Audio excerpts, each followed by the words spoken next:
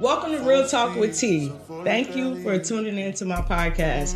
I know I had you guys waiting for a little bit, but we finally here to talk this shit. Why I call it Real Talk with T? A lot of the things that I'm really interested in talking about is pretty controversial. It's pretty much a lot of things that society doesn't really talk about. And so it can be uncomfortable at times to talk about some of the things that I'm really interested in talking about on my podcast. Now, y'all would say, why? Why did I create this podcast? Well, one, clearly, I like to talk.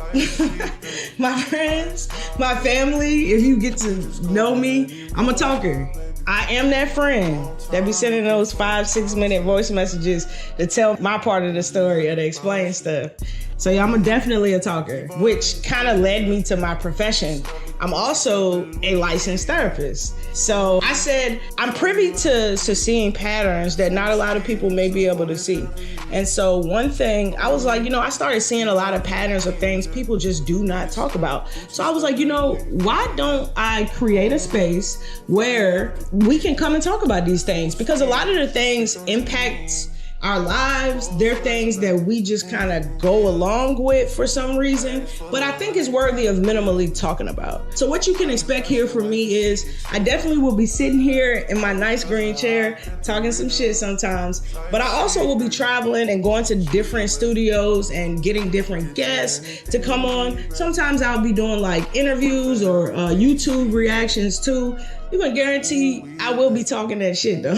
It's only one big rule that I have for this space, and it is, the world is not filled with a lot of compassion. We are very critical and we are very focused on the negative. We all been on social media. Let's keep it real. So one thing with me that is really important to me here is we're gonna talk about some real shit, but with compassion. I am that's my only non-negotiable here is guests and everybody. I want to talk about stuff with compassion. I want us to be able to be a little gentle when we talk about people here. So I really don't condone any bullying, putting people down. This ain't the place for that. I look forward to bringing you guys some great material. And again, I just hope you guys like, subscribe, comment, come show me some love. Give a nigga some constructive criticism. I'm cool with that too. If you want to give me what's some things you think I can do better with, topics you want to hear, please like, comment, subscribe. I look forward to speaking with y'all. Again, thank you for tapping into Real Talk with T.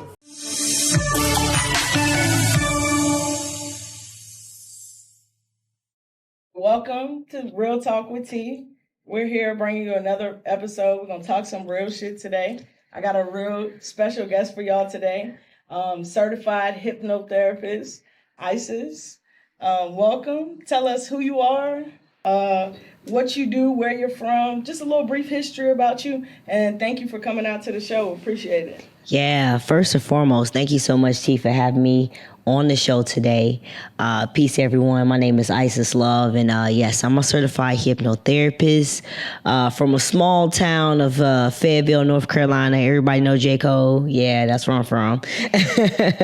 And, I am here just living out my passion and my purpose, and that passion and purpose is to be able to help people discover the power within themselves, their authentic self. So hypnotherapy, wow, it's like brain surgery without going inside the brain. But so hypnosis is a natural state that we go in and out of every day. Like every day we're going in and out of hypnosis when we're about to go to sleep, right when we're about to get up. So it's a natural state. It's not nothing magical. But what makes it powerful when you combine hypnosis and you combine therapy and you get hypnotherapy, the hypnotherapist is working directly with your subconscious mind. And see, the subconscious mind makes up about 90% of your mind power.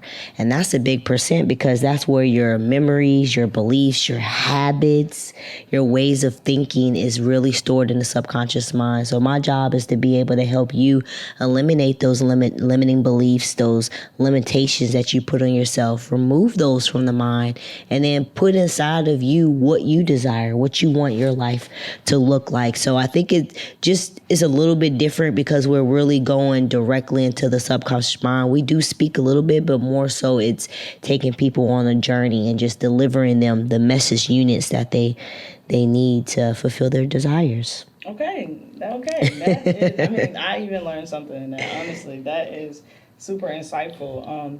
I think a lot of people, when they hear hypnotherapy right away, they're thinking of like magic and you're going to be like put to sleep. And they're like, tell us, is there a time in your sessions where you are like unconscious or you are like sleep?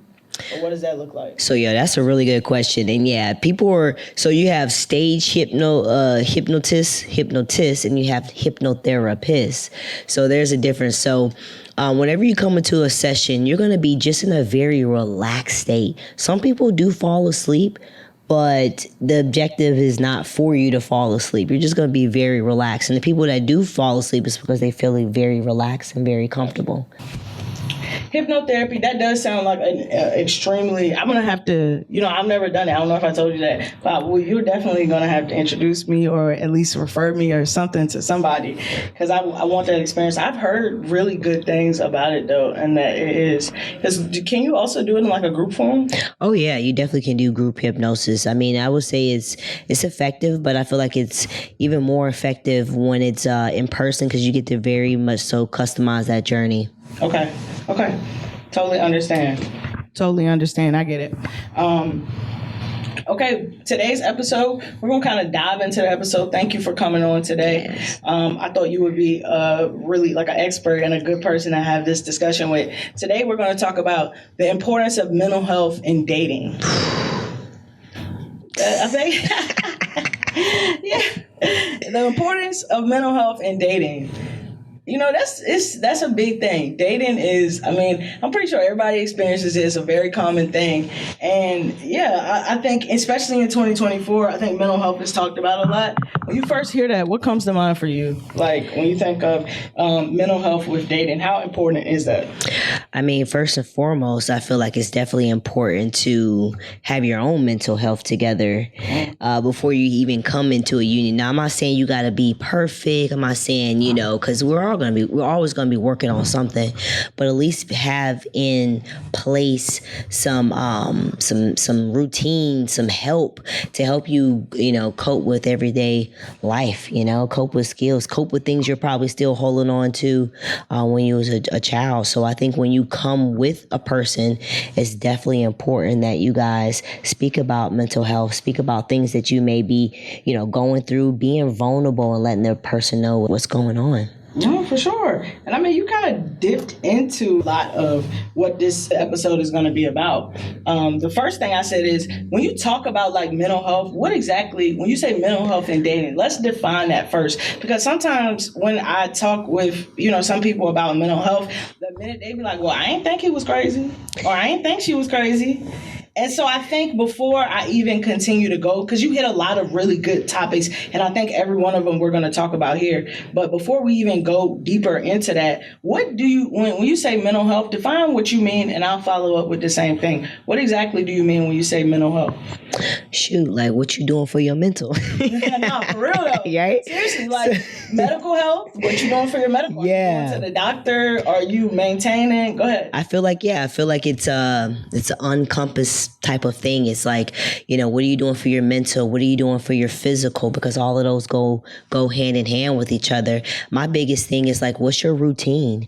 Because your routine says a lot about your mental. So I think, what you do when you first get up and prepare your day speaks high volumes of the type of character that you have. And it definitely does help with your mental going out in the day. So also, like you said, like, going to the doctor, like that's part of, taking care of your mental health. I feel like mental health goes in with self-care. Like, I feel like it's all in one thing because you're taking care of your mental when you're taking care of your self-care, when you're getting your massages, you're taking a bath, because I'm big on like just taking baths and soaking. So I think it's definitely a broad spectrum when you say like mental health. Yeah. Yeah, when I think of mental health, I definitely, when I say medical health, I really mean like, that is compared to mental health. Like it's just important to me if you're going to the doctor as with your medical health and monitoring your medical health as it is if you don't have to be going to a therapist, but how are you monitoring your mental health? When I say mental health, I mean like you said, to piggyback off of it, self-care. How are you taking care of yourself? What are your like intentional actions on making sure that your mental is okay? How do you engage in relationships? That's a big thing. Like, how do you communicate? How do you problem solve? How do you manage your emotions?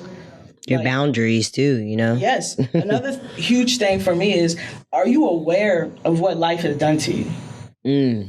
Because I don't care if you have all the knowledge or even us, you can still see, we literally work and provide guidance for others to help them with their mental health, but we can still have our own stuff that impacts us from trauma, from stuff that we may be dealing with unconscious that we can't see. So it's, to me, and this was another question for later, but I was saying, I don't believe in a healed person. I don't think anybody is 100% healed, but I think it's about awareness. When I talk about mental health, I speak about how aware. It's just like your medical health. How aware are you of your mental health? What do you know are your challenges and your strengths? What do you know are things that, I struggle with? Because I think we're just always going to be able to improve something. Yeah. Yeah. You know what I'm saying? Yeah. Yeah, no, I agree. I feel like we're always, success is a moving target. And so there's always going to be something that you want to improve, because I feel like we're here to improve. I don't feel like there's healing, but I feel like you said, there's awareness, and I feel like there's a such thing as balance. Like, we have these things inside of us, but with the right tools and the right awareness, you have the ability to respond versus to react to things. So, over time, it does, I feel like, come to a point where you are healed in some areas, because you might have blew up right away, but now, you're only blowing up and it's only lasting 5 minutes or 10 minutes. So, you can master, I feel like, areas in your life.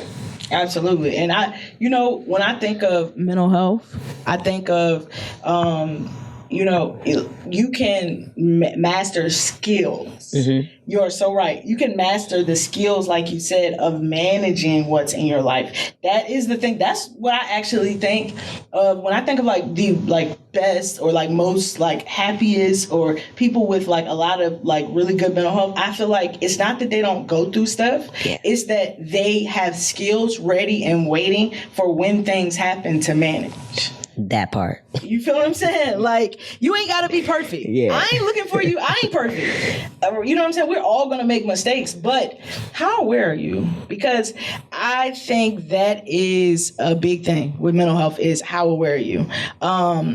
Let's keep going a little bit deeper. Okay. When you are dating somebody, so you're dating, and we need to get into that too, because I think, I really believe that our generation has forgot what dating is. Yeah. Because dating is not and I used to do this, so I'm not judging nobody, because I am reformed and recovered recently.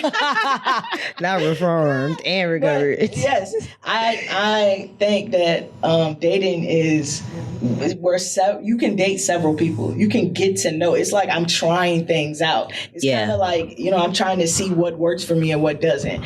I have been a monogamous dater in the past. Okay. So, that is something. Putting all your eggs in a basket. Listen, and it distorts the hell out of your vision when you do that. Yeah. But anyways, so when you're dating somebody, you're getting to know people or dating several people, what are some things you may look for in dating when it comes to mental health? I'm not even gonna lie to you. To be honest, I'm fresh on the scene. I feel like the people that I've been in relationships before has always been real serendipity. It's always, I wasn't consciously looking for anyone. It just happened. So now at this big age of 36, going out on the scene, what I'm looking for is, I'm looking for a unicorn, but not mental health. I'm really looking at how do they take care of themselves. When I say themselves, their wellness, do they have that routine, right? Are they working out? What type of material are they consuming? And when I say material, are you reading any type of books? What do you read? What type of things do you watch? Really, I want to know what type of stuff you're putting in your mind, because what type of stuff you're putting in your mind 9 times out of 10 is how your life is probably, reflecting what you're putting in. So I'm looking at how you talk.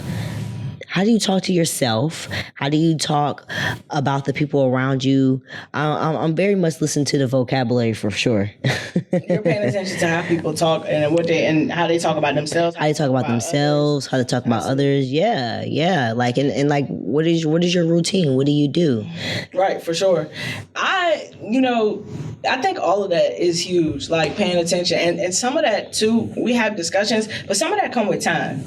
It's time, you gotta take time. Because people be like, yeah, I get up, I go to the gym every morning, I do this, but 3 months in, you see that they haven't done any of that. So, well, see, that's the thing. Not to cut you off, Are you good? I don't want to fall in love with potential anymore. If you ain't already doing it, then you ain't for me. And it ain't got nothing to do with anybody on their journey. It's just like I've already done the work, so I am looking for someone who has done the work as well. You get what I'm saying? Or currently doing because I got caught up in like, well, they got potential. I think they could do it. And I feel like there's active potential and dormant potential.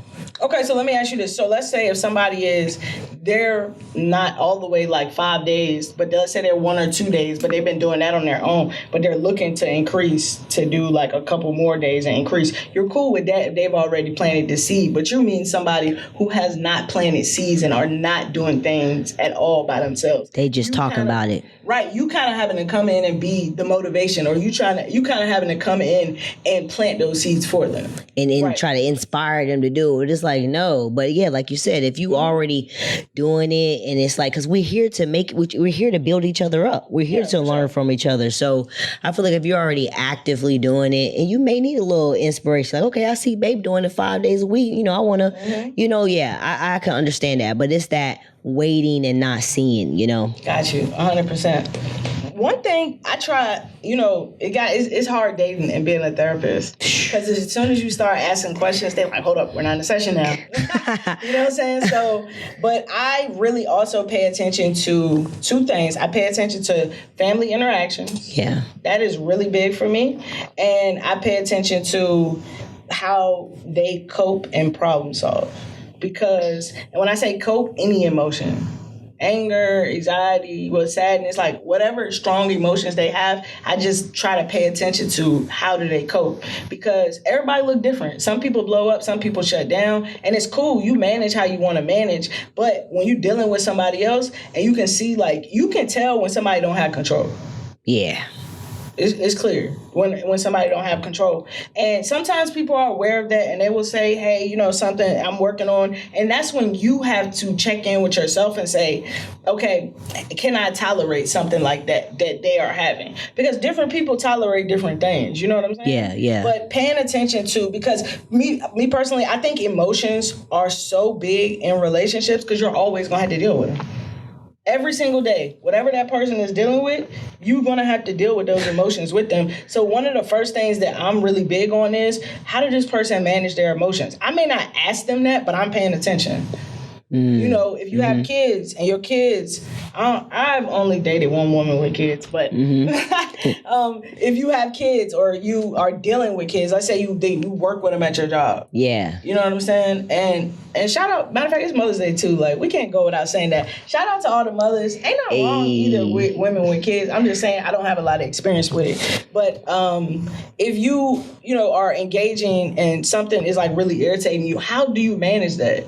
Yeah. If you are, depressed or, you're sad, are you somebody that, kind of turns pain into suffering and just kind of sits in it? Or do you know some things that may make you feel better or distract your mind? Or are you seeking those things? Because sometimes it's hard, and you don't have to be perfect, again, just aware and learning those skills. Yeah. So I really pay attention to that heavy. And also, like, are you aware of your strengths and challenges? That's big to me. Oh, yeah. I feel like I'm my biggest inner therapist. Well, no, I'm sorry. I'm speaking like rhetorically, like, are they? That's why like, people I'm dating. But no, I hear you. No. You are super aware, bro. But no, like, are they aware of their mental health? Like, if somebody, when I meet somebody and the first thing they say is, ain't nothing wrong with me. Or I don't have nothing wrong. Or I personally think that's a huge red flag. Yeah. Flag on the motherfucking play. That's a flag on the play, because, baby, we all got something going on. Yeah. Every single person, even if, let's say, you've done a lot better in your challenges and you've seen yourself progressing, we all got something that we're working on that we can do better. So to me, and again, there's no fact, that's a strong feeling. When somebody say that to me, I automatically like, I ain't gonna say red flag, I'm gonna give an orange yellow. And I'm gonna say I'm automatically looking like, is this person aware? Yeah. Like, I automatically in my mind are like, is this person aware to what they're going through? Okay, let's think about how can mental health impact your relationships. This is a large question. I don't even want to say it's a loaded question, but it's so much that comes with this question because everything. Yeah. Think about how can the mental health of the person you're dating, how can that impact you and just y'all's relationship? I'm gonna say every single last thing. Everything. What they go through with their mama can affect y'all. What they went through with their ex can affect y'all. What they went through as a child can affect y'all. Everything. And I really want to get into that. Let's talk about like even how attachment styles and stuff like that are formed. Yeah. I would say when you were just talking about like and everything, my first thing was just like communication. And so like, you know, it's just been this epidemic of dismissive, avoidant people. And so I was actually talking with someone, we were just talking about, you know, what happens when you're a child, you know, if you have parents where, you know, conflict happens and they tend to, you know, try to avoid the conflict or, you know, dismiss it if it like it's not there. Well, a child they're learning from their parents. They're the first teachers. So as a child, we're like, oh, okay, well, that's normal, you know? That's what we're supposed to do. Children learn from what they see more than anything you can tell them. I agree 100%. And it's on the subconscious level, you know, just sponging it up. Exactly. And so, like you said, you know, so you learned that this is a normal behavior. This is how you deal with conflict. This is how you deal with things. And then, you know, you grow up and we have these adults that don't know how to communicate clearly. And their trauma response or their trigger is to, oh, let me just avoid it. Let me just act like it didn't happen. It's just going to disappear. Soon I'm going to forget about it. And it's turned into this culture of where ghosting has been a something cute or something cool, you know? Yes, ghosting. And I feel like also some people, I agree wholeheartedly, and you really hit the nail on the head. I think ghosting is huge. That's a big thing because it's like, you ain't going to stress me out on my phone. And it's like, I hear that. Like if you had communicated and somebody wasn't trying to talk, but just not communicating and not saying anything, it really shows more of you than it shows of them. Yeah. When you avoid something and you just can't communicate, even though it may trigger the other side, it really shows character and you don't have, it's a lack of communication and a lack of conflict resolution skills is what it is. And it goes back to that child. If you were in your house and y'all, you know, never had conflict, that can impact you too. Later on, let's say your parents always avoided it and they kept it away from you and you never had to deal with conflict, that's just as bad too. Yeah. Because you have to have a little bit of tolerance of conflict to be able to speak up and get your needs met, to be able to resolve problems, to be able to, you know what I mean? Like stick up for yourself. So I agree. I think also people, they ghost, but I also think some people see it as them being nice. Like they'll be like, I'm just too nice. I don't argue with people. I don't do conflict. And that's true. Let me tell y'all what y'all doing real quick. Cause I'm sorry, but that's one of my pet peeves. Yeah. I'm not gonna say anything bad about anybody that avoids conflict because I grew up in a household where there was too much conflict. So I can be overly confrontational sometimes. And that is one of my challenges that I'm working through. So I think they both have pros and cons. Some part of not avoiding conflict is good. And I'm not going to put it all back because sometimes like avoiding unnecessary conflict is a good thing. Like if you've learned that and you've learned like some things just not worth it, I'm still working on that. But you know what I'm saying? If you've learned that, that's good. It's just those times when your needs are being neglected, or this is the biggest thing. You're not expressing your feelings to somebody. And it is something that matters to you because that does nothing but build resentment. honestly, I've lost friends like that. I've lost family members and romance. I think that's the number one thing to me that I struggle with people is when you're around me for so long and you felt some type of way, but you never said anything. That's because the worst. What people don't realize is when you're around somebody and you don't say something to you that's bothering you, the resentment just that's the elephant in the room that just builds, and eventually your behaviors show. They can tell. We don't walk around with a mirror, so you can't see yourself, but that person can see it. Yeah. Over time, it grows in your behaviors because you haven't said nothing, and it's just gotten bigger. And next time they do it, they get on your nerves more. And next time they do it, they get on your nerves more. But you never expressed it or said anything. Yeah. That's just like that household you was talking about when the parents and you not saying anything and not having conflict resolution. That's the same resentment that you grew for your parents over a period of time. Yeah. You know, have you dealt with that? Well, I'm not even gonna lie to you. I was a person that kind of avoided conflict and wanted to be like the nice person and didn't want to, get involved. And of course, later on, I realized that just because there's conflict doesn't mean that it's the end of the world. Doesn't mean that you're about to befriend a person or break up with someone. It just means you need to communicate. Now, I do agree with you as far as unnecessary conflict. I'm definitely not going to do that. I'm not going to waste my time and energy, on something like that. So I feel you. It's definitely a balance is, knowing when, so... But yeah, I think communication is great because I've definitely been in relationships before where I always kind of say that people did a whole 360 on me.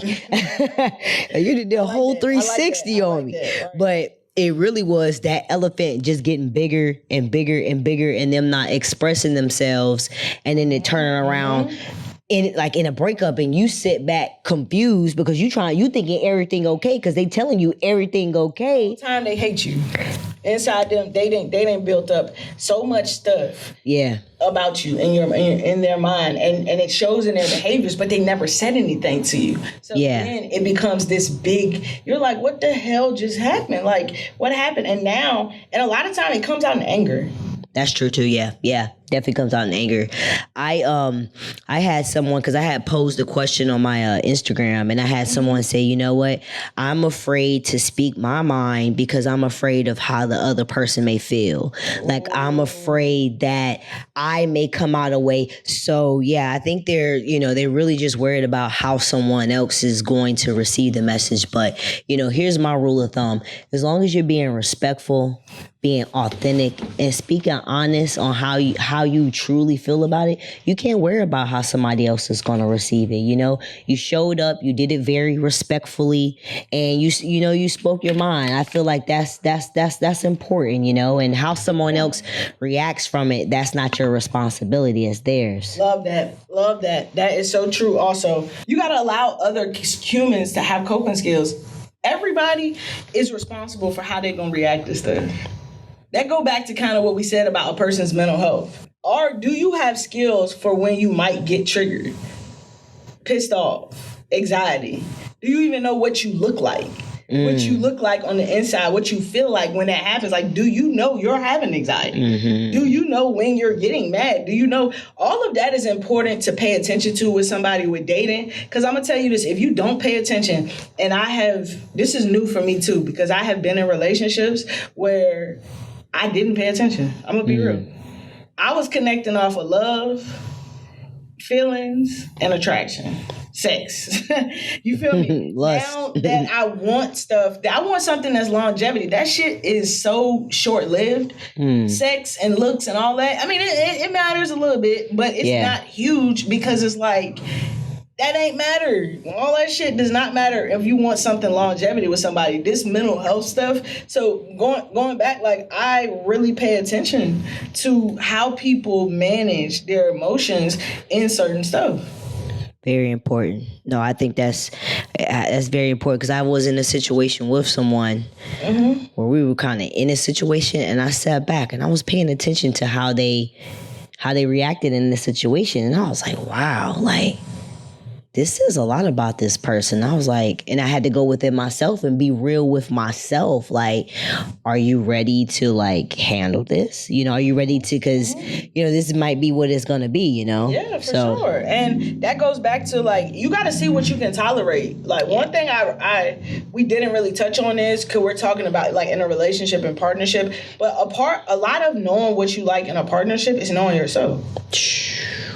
You got to know what you can tolerate. Everybody, the thing is, you're going to have to tolerate something with somebody. Yep. Ain't nobody coming a healed person 100%. Everybody is coming to a relationship with something, and you just learn what I can deal with. Some people can tolerate anger. Some people can tolerate anxiety. Some people can tolerate family issues. Some people can tolerate being invalidated by another parent. Everybody can't, though. You gotta get into your inside and learn yourself and learn what is a trigger and what I actually have skills to manage.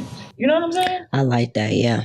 I'm telling you, man, because I really don't believe in a healed person. Like, I just feel like all of us are taking something that is like a journey. Even if I was working on one thing and then I improved that, it could be something else that I'm coming up with now. I got to look at that and I'm improving that. But it's going to be always something, or things happen. You know, you lose your job or you go through a very traumatic breakup or a relationship. You may not be the same person you were before that. You may evolve, and now I have to learn new things. I have new triggers. That's true. You know what I'm saying? I have to do new things. So I think that is like so important. I want to kind of touch on the family thing too really quick, because how they engage with their family, and I'm going to say this one word, boundaries. I pay attention to people's boundaries, because that is going to, even if it's a friend, if it's a coworker, if it is whoever, that is going to impact you. So I really pay attention to, because you said something at the beginning, their first initial caretakers is likely how you learned a lot of your stuff. Your family is how you may have, since your family, unlearned some stuff and learned some new skills. But most of the time, your first initial caretakers is where you learned a lot of stuff, including appropriate boundaries. Yeah. So for example, and I'm going to say this with a lot of emphasis, being able to say no. I have dealt with people pleasers. Yeah. Those are hard relationships to be in. I'm going to just be real. Dating somebody who do not know how to say no to their family, specifically, is not fun. And it's not fun for you. It's not fun for them. Yeah. It's nothing fun about situations like that, because it's filled with stress and pressure because of no boundaries. Facts. And I really pay attention to that, because that is a struggle. That has been a struggle for me in past relationships. People that just say yes to everything and everybody. And we can get into why, because that's mental health. If you cannot say no to people, and, you know, I'm not saying be nasty and never help. I really don't want to put that message off. But I'm saying not being able to say no when you can't do something. Where it's to the detriment of your health. That's what I really meant. It's impacting you socially, emotionally, physically. Something, it's impacting you. You borrowing money. You leaning money you do not have. Yeah. You going on trips because you can't say no to your friend. You do not have the money. You do not have the time at work. You taking off work. You know what I'm saying? Like, you don't know how to say no, and it's going to put you in jeopardy. It's going to do something. It's going to impact you. That's the type of things that I'm talking about when I say, when you see somebody like that, again, I'm not saying that these are bad people you need to run away from, right? I'm saying you got to check in with you and check in with them to see, is this something that I can tolerate? Just pay attention. It takes time. It's not one time. I believe you have to date people for months. Yeah. Because you're looking for behavior patterns. See, people got to get comfortable to show their real self. Mm-hmm. Because what you do at the beginning, that's your representation. I got a representation. We all do. Send up the representative. Okay? You know what I'm saying? I mean, I do try to come and tell people straight up what my challenges are too. Because I'm going to show you I'm aware and I ain't perfect. I don't care. Especially being a therapist. It's just hard dating being a therapist. I haven't experienced it yet, so I'm like, dang. Yo. Nah. All right, I ain't even going to get into it. Let's because we gonna get off. But, okay, yeah, I definitely, I'm definitely somebody who is asking people, I'm talking paying attention to their boundaries. Yeah. We're friends. Can you not say no to your friends? You don't want to go out, you dead tired, but you my friend, she want me to go out so bad. But you know true. You got homework to do. You know what I'm saying? You know you need to work out, but you still going out. I pay attention to stuff like that because they showing you their true self. That's true. Okay, another thing that I really want to talk about is being promiscuous. That is also a part of mental health. Wow. Being promiscuous. Yeah. That is a huge thing. I think, again, not judging anybody because I just recently even learned in these last couple of years of really how to connect with people outside of having sex. Because you got to think a way of connecting. And when I say connecting, it's like you and this person are feeling more cohesive. Y'all are feeling more like y'all are just intertwined. Sex is a way to do that, but it's not the only way to do that. It's just an easy way to do that. And I heard, what's his name? Dr. Umar? Yeah, I heard him. Okay. I don't follow everything he said. But I did hear one thing he said, and I'm going to insert the clip. And he said, the most unhealed person is super promiscuous. I seen that. Did you see that? I seen that. Yeah, touch on that. I seen that. I wholeheartedly believe that because it's just an easy way. Do you think about it's an easy way to connect with another human is by physically touching, by having sex with them. It's easy. It's just boom, boom. It's like a skill to have sex. But think about connecting with somebody, being naked with them, and you got all your clothes on. Naked with the clothes on. That's emotional intimacy. Yeah. That's being able to connect on a whole different level. That's being able to really, hear and see somebody without them taking their clothes off. You're being able to see this person's challenges, see this person as a whole being, understand their values, what they like. That's emotional intimacy. Those are ways of connecting with people also. But when you are ready, this is a huge red flag, which I can see why I seemed as a huge red flag in the back in the day to a lot of people. Okay. Is because it is a major red flag when one of the main or only ways you know how to connect with somebody is sex. So what you mean, when you first meet somebody, that's all they want to just do? Yeah, dating. I feel like, and there's different circumstances because sometimes you're in situations where you are just in that situation where y'all are just getting that need met. So that's your expectation. You're not looking for that. But I mean, if you're trying to form a romantic relationship and this is what you want other needs, but you're with someone who and I'm going to address this with a lot of compassion because I think a lot of people in the world think that way about Black men. I think they think that they can only connect with sex. And sometimes they're over-sexualized. Yeah. Because I think a lot of people, I don't believe that. Because I know a lot of Black men, and I have a lot of friends that are Black men that I connect with, and we talk about some deep-ass shit. So, with my experience, but I think a lot of people think that certain people can't get off of the level because sex is so... It's just easy to come by. It's not easy to connect on other levels. It's not easy to talk about your trauma. It's not easy to talk about your challenges. It's not easy to be vulnerable, but it's easy to fuck somebody. Yeah, you want to stay surface level with it. So watch out for that when dating. Yeah, I definitely do. I watch out for that with dating. I'm not saying that I don't, enjoy sex. I don't like it, but let me know more about you. Having sex with somebody is not going to be a reason that I get with them. It's not going to be a reason that you stay. It might be something in addition to, but I just think that can really show that there are some mental health issues when someone is overly promiscuous. So you think it also could be like related to some type of sexual trauma? Okay, that's a good part. Sexual trauma, yes, but I also feel like it could be an unhealthy way that they get validation. I don't automatically jump to sexual trauma. It can be, and you make a good point. Yeah. Because it really can be that you were introduced to sex early.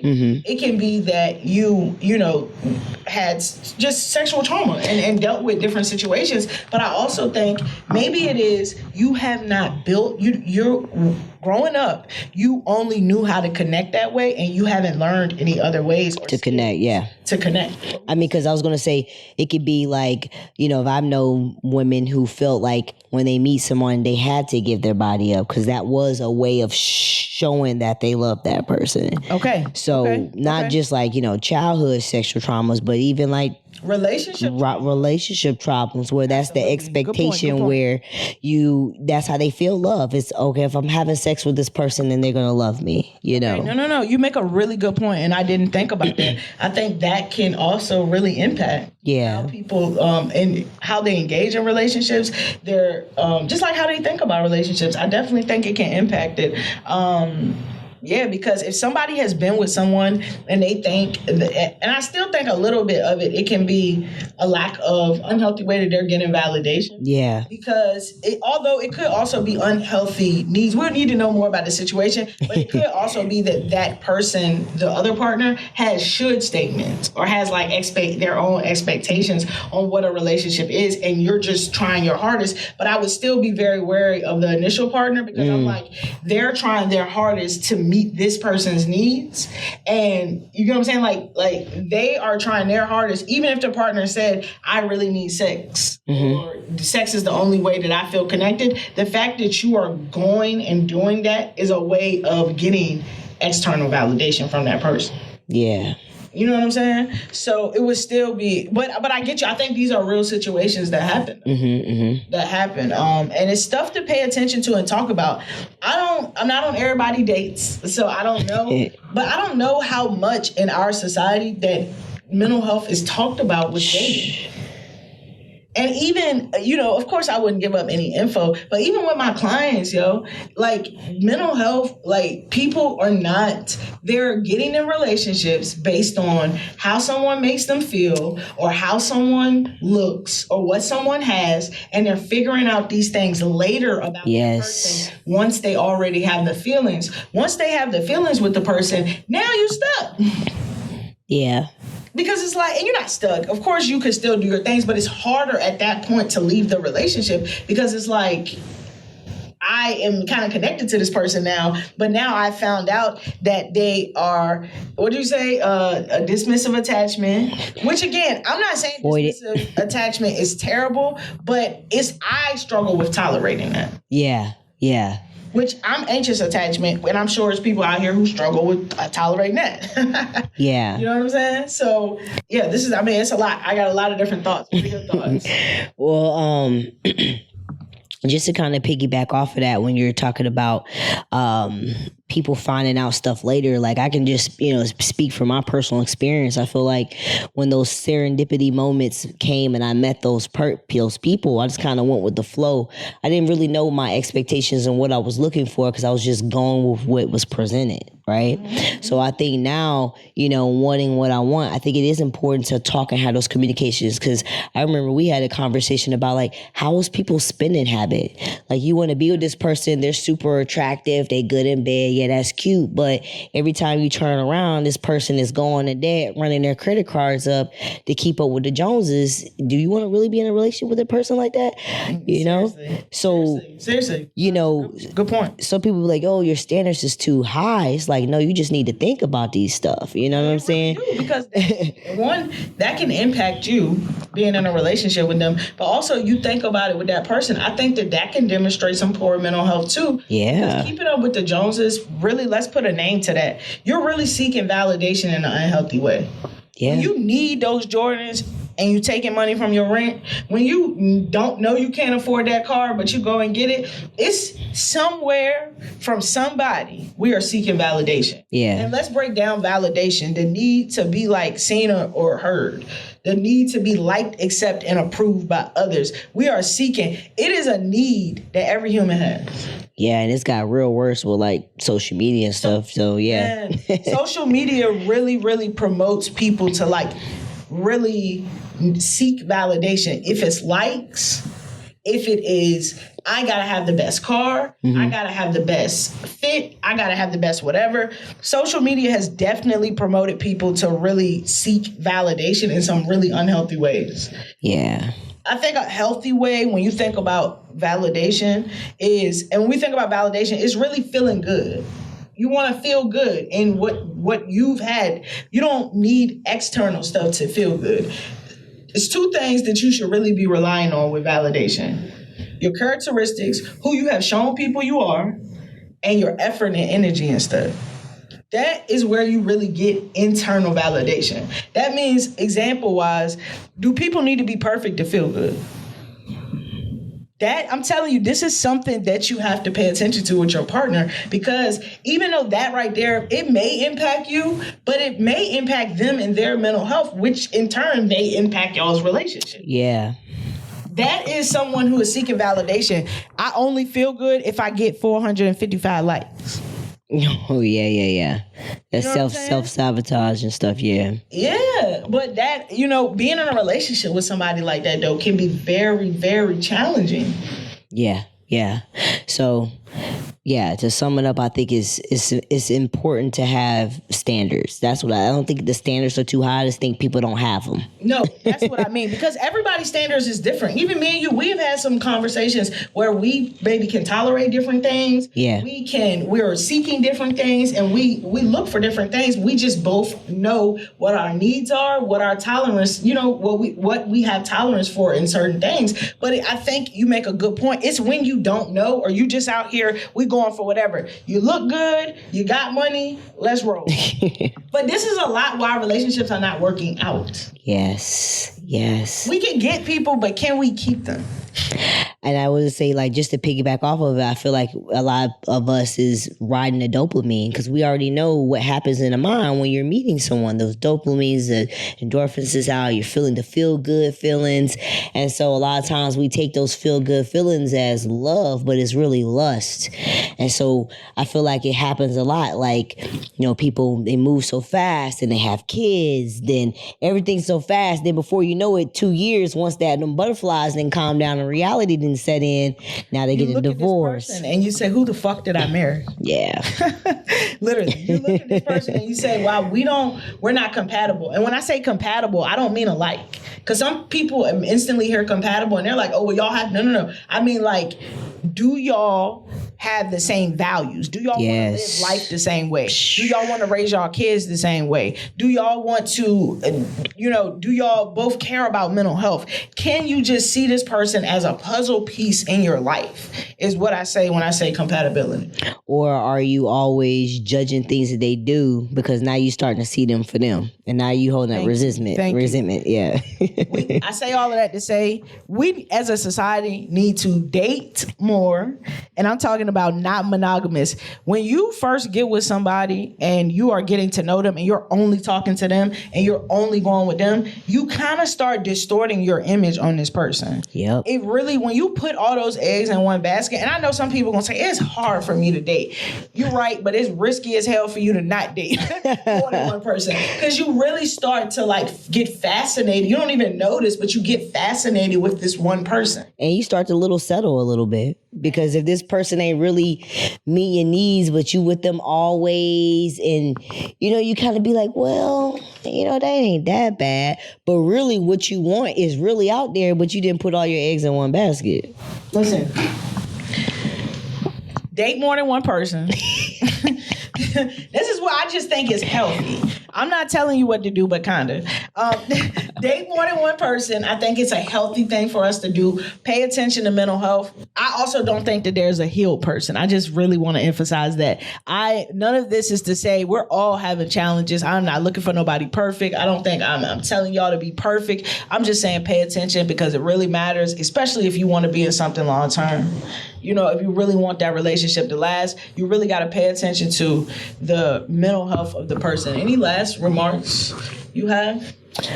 Yeah, I'll give you guys, I like to give people little takeaways. I say, you know, whenever you guys are watching this, from whenever you are, after you get done watching this video, sit down and think about, write a love letter to your future person. If you're single right now and you're looking to get in a relationship with somebody, write a love letter. And what I mean by that is like, what do you want from this person? How do you, when y'all first start y'all day, how do you want to start your day with this person? Do you want to travel with this person?